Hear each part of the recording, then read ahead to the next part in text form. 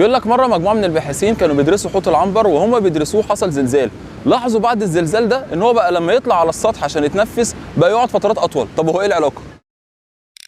بسم الله والصلاه والسلام على رسول الله. اهلا بيكم في قناه السمك في اسكندريه، معاكم عمرو ابو الوفا. والنهارده ان شاء الله هنتكلم على الزلزال والبيئه البحريه. يا ترى الزلزال ده بيأثر ازاي على البيئه البحريه؟ هنوضح كده من خلال 3 امثله. اول مثال معانا في غرب البحر الكاريبي، منطقه اسمها بيليز، ضربها زلزال بقوه 7.7 ريختر. الكلام ده كان شهر 5 سنه 2009. المكان اللي ضربه الزلزال ده بالصدفه كان فيه باحثين قاعدين بيدرسوا الشعاب المرجانيه في المكان ده بقالهم 20 سنه، وكان في حته معينه في المكان ده عارفين ان الشعاب المرجانيه فيها ايه؟ ضعيفه. بعد الزلزال ما حصل لقوا المنطقه اللي فيها الشعاب المرجانيه الضعيفه دي، الشعاب المرجانيه حصل لها ان هي سقطت. ازاي يعني؟ سقطت زي وش القهوه كده ما بيسقط، او وش النسكافيه. على فكره ده مش تشبيه انا، ده تشبيه الباحثين، ان هي اختفت بشكل غريب. مثال تاني معانا برضو في منطقه بيليز غرب البحر الكاريبي، بس المره دي شهر 1 سنه 2018 ضرب زلزال بقوه 7.7 ريختر. وتاني يوم الصبح اكتشفوا ظاهره غريبه جدا. بس عشان نوضح الظاهره دي هي ايه بالظبط لازم الاول نتكلم شويه عن خيار البحر. خيار البحر في الظروف العاديه بيحط البيض بتاعه وقت الربيع قرب الغروب. وقت الغروب كده يبدا يدور على اماكن فيها زي مخابئ يخبي فيها البيض بتاعه. وده شكله على فكره وهو بيطلع البيض بتاعه عباره عن ايه؟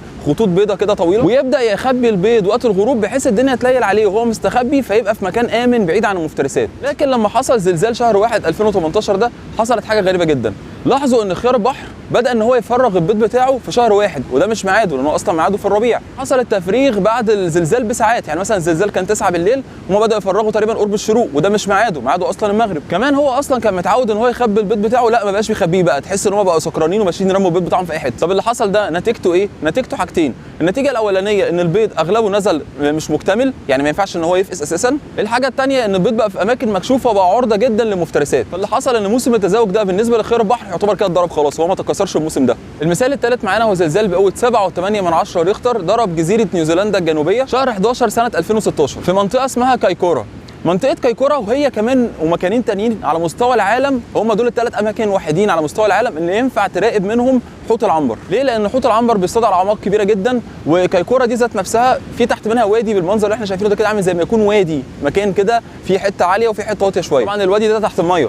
طب الدنيا ماشيه ازاي؟ ولا حاجه. حوت العنبر ده عباره عن حيوان لاحم بيحب ياكل سمك وياكل صبيط وحاجات كده، فبيطلع يتنفس على وش الميه تقريبا من 20 ل 25 دقيقه، وبعد كده يكتم نفسه ينزل يصطاد على الحتت العاليه من الوادي ده على عمق تقريبا 600 متر. لكن بعد ما الزلزال ما حصل لقوا ان حوت العنبر ده بقى يطلع يتنفس لمده 30 دقيقه. طب اشمعنى؟ مع شويه بحث صغيرين لقوا ان الاماكن العاليه في الوادي ده اللي كان فيها حياه وكان حوت العنبر بيصطاد منها حصل تسونامي كبير، اختفت الحياه من المنطقه دي خالص، فاضطر حوت العنبر ان هو يوصل لاعماق اكبر بكتير، فبالتالي بقى بيضطر ان هو يتنفس فتره اطول عشان يكتم نفسه فترات اطول تحت الميه، ويقدر يروح لاعماق اكبر ويقدر يدور على الغذاء بتاعه. تخيل تاثير الزلزال ده فضل قد ايه على حوت العنبر؟ فضل حوت العنبر في الحاله دي لمده سنه كامله على بال ما الحياه رجعت تاني للاماكن العاليه اللي كانت في الاول. على فكره الدراسه دي تمت على 42 حوت وكانوا معروفين بالاسم. طب ازاي؟ دلوقتي حيتان العنبر دي مميزه جدا من ديلها، يعني هو حوت العنبر ده لما بيجي يغطس بيروح جاي حاطط وشه ناحيه الاعماق ويضرب بديله فوق، وبياخد وقت طويل جدا وهو بينزل، فانت سهل انك تشوف ديله بقى عليه تعريجات كده من فوق. لو تلاحظ ايه حرف ال7 كده اللي فوق الديل،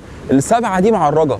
كل حوت له تعريجه مختلفه تماما زي البصمه بالنسبه للانسان، بالتالي هم بيشوفوا مثلا الديل يعرفوا الديل بيسموا الحوت ده مثلا الحوت توماس، ده مثلا الحوت ميمس، فهم عارفينهم بالاسامي. 42 حوت معروفين بالاسامي، فبيقدروا ان هم يراقبوا سلوكهم ويعرفوا امتى طلعوا على وش الميه وامتى نزلوا. ده غير ان الباحثين اصلا متوقعين ان بنسبه 25% هيحصل زلزال جامد جدا في جزيره نيوزيلندا الجنوبيه خلال ال 50 سنه الجايين. طب اشمعنى؟ دلوقتي في صفيحتين تكتونيتين، واحده اللي هي بتاعت المحيط الهادي، صفيحه تكتونيه للمحيط الهادي، وواحده بتاعت استراليا، بينهم كده حته في النص اسمها الاندساس. دي بالذات اسمها اندساس هيكورانجي.